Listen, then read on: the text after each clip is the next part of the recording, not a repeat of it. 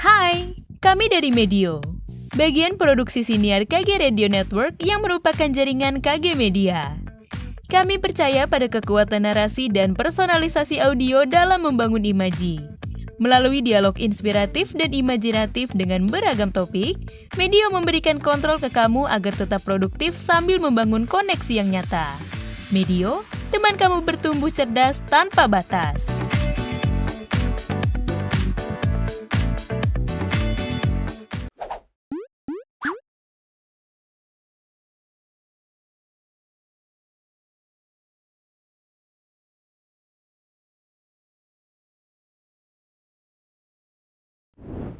Oke, baik. Kita akan bersama dengan narasumber kita yang kedua, Dr. Darmawan yang sudah bergabung dari awal, sudah bersama dengan saya, Dr. Darmawan Ardi Purnama, PhD, Psychiatrist, Psikiater, dan juga founder Smart Mind Center Consulting.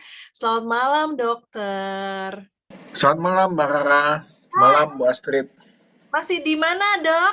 Posisi Saya lagi di Aceh, ada muktamar PBID. belum balik-balik, dok. Lagi mau pemilihan nih, lagi seru. Mau pemilihan jadi seru, baik. Jadi saya bacakan sedikit ya sekilas mengenai Dr. Darmawan A. Purnama.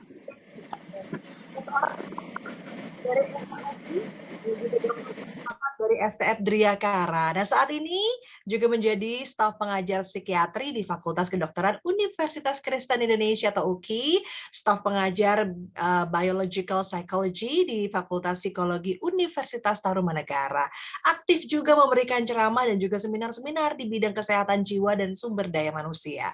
Menjabat sebagai Ketua Ikatan Dokter Indonesia cabang Jakarta Utara tahun 2015 hingga 2021 yang lalu. Aktif juga sebagai pengurus PP PDSKJI atau Perhimpunan Dokter Spesialis Kedokteran Jiwa Indonesia. Wah, paham banget sama orang-orang dengan penyakit jiwa ya. Bukan berarti gila ya, Dok ya. Oke, langsung saja kita mau dengarkan pemaparan dari Dr. Darmawan. Ya, terima kasih Mbak Rara. Ya, memang kalau bicara tentang kedokteran jiwa, tidak selalu gangguan jiwa berat ya, yang biasanya dibilang sebagai gila itu ya. Jadi kita sekarang sudah tidak menggunakan istilah gila, jadi kita pakai istilahnya ODGJ dengan ODMK, orang dengan gangguan jiwa dan orang dengan masalah kejiwaan ya. Ya, tadi sudah banyak dibahas oleh Bu Astrid juga tentang aspek-aspek psikologisnya ya. Jadi saya kebagian tugas untuk membahas tentang bagaimana kerja otak dan apa saja yang bisa kita berikan terapi untuk pasien-pasien yang menderita sampai adiksi ya, adiksi media sosial. Nanti kita lihat juga adiksi itu apa. Nah, saya nih gini-gini punya media sosial juga itu. Jadi tadi ada di @darmawanap itu ada IG, ada apa ya, TikTok ya. Ya iseng-iseng saya gunakan sebagai variasi hidup dan belajar hal-hal baru sesuai zamannya. Karena semakin tua, saya merasa bahwa semakin tidak cepat untuk bisa menggunakan hal-hal yang baru. Oleh sebab itu, saya mencoba mendorong diri saya untuk mencoba hal-hal yang baru supaya nggak cepat pikun gitu ya. Mudah-mudahan nggak pikun. Nah, kalau kita bicara tentang adiksi atau kecanduan atau ketergantungan ya, jadi ini kita sebut adiksi internet ya. Di DSM itu ada istilahnya adiksi internet. Nah, adiksi di sini ada di gejala yang nyata itu adanya preokupasi yang berlebihan. Preokupasi ini beda dengan obsesi. Kalau obsesi udah lebih lagi ya. Jadi kalau preokupasi masih pikiran sendiri yang muncul terus, tetapi berhubungan dengan memang kemauan kita. Kalau obsesi itu pikiran yang muncul terus, istilah pasien-pasien itu pop up, ya, yang pop up di luar kemauan kita, tapi kita sadari itu adalah dari diri kita, ya. Beda dengan pseudo halusinasi. Kalau pseudo halusinasi itu sebelum terdengar di telinga atau terlihat ya, itu dia pop up, tetapi kita menyadari itu bukan pikiran kita, atau pikiran kita tetapi pikiran-pikiran masa lalu, memori-memori masa lalu yang tidak kontekstual dengan kondisi saat ini ya. Jadi ada banyak macamnya yang kita biasa bedakan. Nah, kalau pikiran ini pop up muncul ya, nah ini maka perilakunya kita nggak bisa dikontrol, karena kalau kita mau lawan maka akan muncul kecemasan, rasa cemas ya. Oleh sebab itu ada lagu yang terkenal dulu, lumpuhkan ingatanku, hapuskan memori tentang dia. Ya, jadi lumpuhkan ingatanku, hapuskan ingatan-ingatan tentang pakai medsos misalnya gitu ya. Nah ini jenis-jenisnya ada banyak ya, ada internet gaming disorders ya, jadi main game online, ada judi online, ada pornografi online yang banyak juga sementara COVID ini, pandemi ini ya, dan juga menjadi masalah psikoseksual di kalangan masyarakat yang biasa saya juga tangani sehari-hari. Kemudian pada anak-anak itu game online atau media sosial berlebihan, misalnya open YouTube, TikTok, IG ya, yang zaman yang lebih tuaan punyanya Facebook ya. Jadi dia mesti tiap hari lihat reel segala macam gitu ya. Oke. Jadi nanti kita lihat di sini hampir semua sama aspek biologisnya ya. Jadi aspek neurobiologisnya. Seperti tadi Bu Astrid sudah jelaskan bahwa bagaimana kerja di otaknya. Oke, jadi gini. Di otak kita itu ada yang namanya sistem brain reward system. Brain reward system ini adalah sebuah struktur-struktur di mana antara sistem limbik, yaitu pusat emosi kita, dengan bagian-bagian yang di sini terlihat sebagai nucleus accumbens atau VTA. VTA itu ventral tegmentum area, yang mana dia diperantarai oleh kimiawi yang namanya dopamin sampai ke otak depan yang di situ ditulisnya frontal cortex. Nah, jadi frontal cortex ini yang dipengaruhi oleh dopamin jalur yang biru, sedangkan jalur yang merah itu jalur serotonin ya. Di sini frontal cortex di jalur biru yang diperantarai oleh dopamin itu berfungsi sebagai reward, sebagai motivasi. Jadi nanti dari sistem limbik, yaitu pusat emosi dan perasaan kita, dia akan merangsang ke VTA dan nucleus accumbens ya, lalu diteruskan sampai ke pada frontal cortex, itu akan mengakibatkan motivasi, memberikan reward, pleasure atau euforia, mempengaruhi motor function juga, compulsion ya, dan perseverance ya. Jadi kita akan mengulang-ulang dan kita akan mau terus mengikuti hal-hal yang kita persepsi sebagai sebuah kenikmatan. Nah, di sini sebetulnya frontal cortex kita juga kalau normal dia berfungsi inhibisi. Inhibisi yaitu dia bisa menekan, dia bisa mengendalikan, dia mempunyai fungsi luhur termasuk untuk membuat planning. Tetapi di hijack ya oleh perangsangan dopamin, sehingga dia akan minta terus-menerus dopaminnya itu dirangsang karena ada yang namanya reseptor-reseptor dopamin. Jadi dopamin itu zat kimiawinya dan reseptor-reseptornya itu minta disuplai dopamin.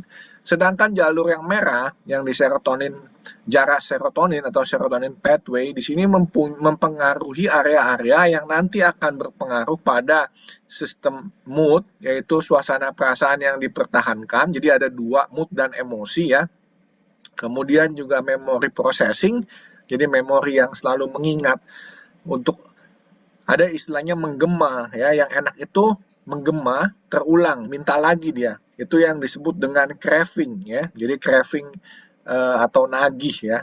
Nah, kemudian juga mempengaruhi tidur dan juga kognisi. Jadi kognisi itu fungsi kognitif, lebih dari sekedar hanya memori.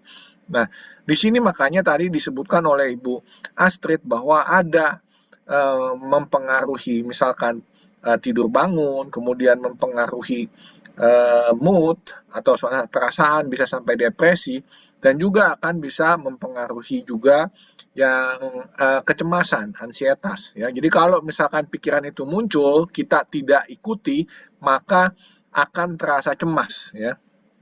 Nah, jadi ini adalah mekanistik. Jadi saya selalu mengatakan bahwa otak ini seperti hardware dari komputer misalnya ya, sebagai CPU-nya. Nah, nanti pendekatan psikologis itu sebagai software. yaitu bagaimana kita menginstall ulang, kita merekam ulang. Ya nanti kalau itu dirangsang, direkam ulang, itu akan membentuk sebuah sirkuit-sirkuit baru, ya interaksi antara kimiawi otak dengan jaras-jaras dopamin, serotonin itu akan lebih seimbang, dan juga tadi yang disebut dengan jalinan saraf-saraf baru itu adalah terbentuknya sirkuit neuron-neuron baru di mana akan membentuk kebiasaan-kebiasaan baru. Jadi kebiasaan kita yang akan dilatih untuk kita selalu pakai medsos itu lama-lama menjadi kebiasaan yang baru, yaitu kita mesti lihat medsos. Seakan-akan tidak ada kenikmatan lain selain kita mesti melihat medsos. Jadi kalau dulunya kita mungkin kreatif untuk menciptakan aktivitas lain di waktu senggang kita, sekarang kita dengan magernya, malas gerak, cukup lihat-lihat medsos, ya. Nah, jadi ini yang terjadi nih. Ya, kita lihat di sini ada gambar 3 dimensi visualisasi dari brain reward system, sistem reward di otak ya. Jadi ini yang terjadi nih di otak kita nih dengan segala macam aktivitas listrik dan kimiawinya, ya. Nah, itu ada amigdala ya. Di situ ada tulisan amigdala ya, di atasnya mata kiri ya. Ada tulisan amigdala. Nah, amigdala ini adalah pusat di mana kita bisa agresi, kita bisa cemas ya. Selain ada juga neurotransmitter atau kimiawi-kimiawi yang akan merangsangnya. Ini supaya ada gambaran aja. Konsekuensi adiksi internet atau medsos ini adalah rasa tidak nyaman, rasa bersalah, ya, malu, menahan untuk tidak berobat atau datang ke psikiater atau psikolog saat gejalanya berat. Biasanya mungkin dia datang ke psikolog kalau memang ada diperlukan, tadi sudah disinggung adanya pendekatan psikofarmakologi, itu bisa juga dia mestinya kita kerjasama biasanya antara psikiater dengan psikolog ya. Saya baru tahu kalau Bu Astrid dari Surabaya, kalau enggak kita bisa kerjasama ya, sedangkan saya di Jakarta. Jadi banyak juga, dan di SMC sendiri kita tim, kita klinik spesialis, klinik utama, klinik spesialis psikiatri dan psikolog. Jadi dokternya cuma ada psikiater dan psikolog. Ya kita ada spesialis lain yang berhubungan dengan psikoseksual dan dengan seksologis, andrologis ya. Tetapi mostly kita psikolog dengan psikiater. Nah, kalau kita lihat dari akibat dari perasaan bersalah dan perilaku segala macam ini, ya, ini bisa berpengaruh pada suasana hati yang berat, ya, akibat aktivitas melihat medsos yang berlebihan. Dan konsekuensi dari perubahan suasana hati dan perilaku yang berat ini juga nanti akan berhubung terhadap konsekuensi medis, hukum, dan hubungan interpersonal yang buruk. Kenapa bisa ada konsekuensi hukum? Karena tadi ada judi online, ada seksual atau adiksi pornografi atau aktivitas seksual yang tidak betul, ya, termasuk bagaimana hate speech dan segala macamnya di media sosial. Lalu akan ada dampak tuntutan hukum sebagai pencemaran nama baik, penyebar hoax dan lain sebagainya. Ini semua akan menyita waktu, konsentrasi kita, sehingga akibatnya performa kerja kita di dunia nyata menurun. Tadi disebutkan oleh Ibu Astrid bahwa kita harus selalu sadar, menyadari mana yang realita dan mana yang adalah dunia maya. Ya. Terapi, ya. Jadi tadi satu hardware-nya itu adalah biologis, fungsi otak. Di sini yaitu dengan puasa dopamin. Jadi dopaminnya yang minta, reseptor dopamin yang minta itu akan diblok supaya sebagian mati. Jadi nggak banyak reseptor dopamin yang celangap yang mau disuapin oleh neurotransmitter dopamin, ya, sehingga terbentuk adanya neuroplastisitas baru di otak, di brain reward system, ya, dengan pengobatan, bila perlu dengan pengobatan, ya. Tadi kan Ibu Astrid sudah jelaskan dengan pendekatan dulu, psikobehavior, psikoterapi, terapi perilaku tadi, modifikasi perilaku, ya. Jadi ada tadi bahasa awamnya konseling, padahal nggak semudah hanya konseling, tetapi ada yang namanya psikoterapi. Ada beda antara konseling dengan psikoterapi. Kenapa namanya psikoterapi? Karena perilaku psikologisnya atau manifestasi psikologisnya sudah psikopatologi. Jadi sudah mengalami patologi, sudah mengalami penyakit, sehingga itu harus diterapi. Oleh sebab itu ada istilahnya psikoterapi. Ya, demikian juga dengan terapi perilaku nanti juga akan mempengaruhi bagaimana mengubah psikopatologi tersebut. Demikian juga cara berpikir yang melenceng. Oleh sebab itu tadi ada namanya cognitive behavior therapy, nanti ada dialectical behavior therapy, dan lain sebagainya. Tadi ada pertanyaan tentang anak 25 tahun mengalami quarter life crisis, saya lihat ya. Saya S3 saya tentang logoterapi, yaitu terapi mencari makna, tentang eksistensial psikoterapi. Ini banyak sekali dialami oleh zaman sekarang di mana mereka menjadi krisis akibat tadi self image yang kacau ya, pembentukan citra diri yang kacau akibat terbawa oleh idola-idola tadi ya. Saya mungkin tidak membahas obat-obatan yang dipakai terlalu mendalam, dan obat-obatan itu tidak bikin kecanduan karena obat-obatan itu adalah untuk memblok dopamin, sehingga nanti begitu sudah berhasil terapi perilakunya, psikoterapinya, maka obat-obatan itu akan kita stop. Jadi obat-obatan ini adalah membantu fungsi hardware sehingga mudah untuk diinstal softwarenya. Kalau enggak, begitu diinstal error terus. Nah, kemudian neurofeedback ini adalah salah satu jenis terapi perilaku, yaitu operant conditioning, termasuk dalam operant conditioning. Di Amerika, neurofeedback dipegang oleh psikolog klinis. Ya, psikiater juga bisa melakukan, tapi mostly psikiater ini tidak punya waktu lagi untuk melatih one by one. Jadi kita baca kualitatif EEG-nya dulu. Jadi di sini ada gambar otak yang normal, yang ADHD, yang depresi, yang anxiety. Itu dari EEG, elektroencephalografi, yaitu gelombang otak. Kita lihat pola gelombang otaknya sebagai assessment. Jadi kita bisa dilihat di sini apakah orang ini terlalu berpikiran obsesif sehingga kemudian anxiety, atau dia itu menjadi inattentive, apakah dia itu memang sejak kecil ada gangguan attention deficit yang masih tersisa sampai dewasa, atau dia tidak bisa konsentrasi karena depresi. Oleh sebab itu dia dipasangin alat di kepalanya, dilatih untuk melatih gelombang otaknya sehingga dia bisa mengendalikan dan mengubah gelombang otaknya menjadi normal kembali, tidak meningkat merah seperti pada anxiety, atau pada ADHD di frontalnya juga menjadi peningkatan gelombang sehingga merah juga. Jadi adalah tujuan terapi ini adalah sebagai alat bantu memberikan feedback, mengubah cara kerja otaknya sehingga fungsinya lebih optimal, tidak seperti orang yang sedang cemas tinggi atau yang ADHD ya. Ini salah satu ya di luar obat. Tadi sifatnya aktif ya, terapi dengan neurobiofeedback itu sifatnya aktif sehingga kita mesti memandu pasiennya itu tailor made sesuai dengan assessment dan pendekatannya. Terapi itu tidak berjalan sendiri karena itu hanya satu dari terapi operant conditioning atau terapi perilaku. Kita mengkombinasikan juga dengan misalkan terapi cognitive behavior dan lain sebagainya. Nah, kemudian kita bisa berikan terapi yang sifatnya lebih pasif ya, yaitu repetitive transcranial magnetic stimulations. Di sini kita berikan rangsangan magnet.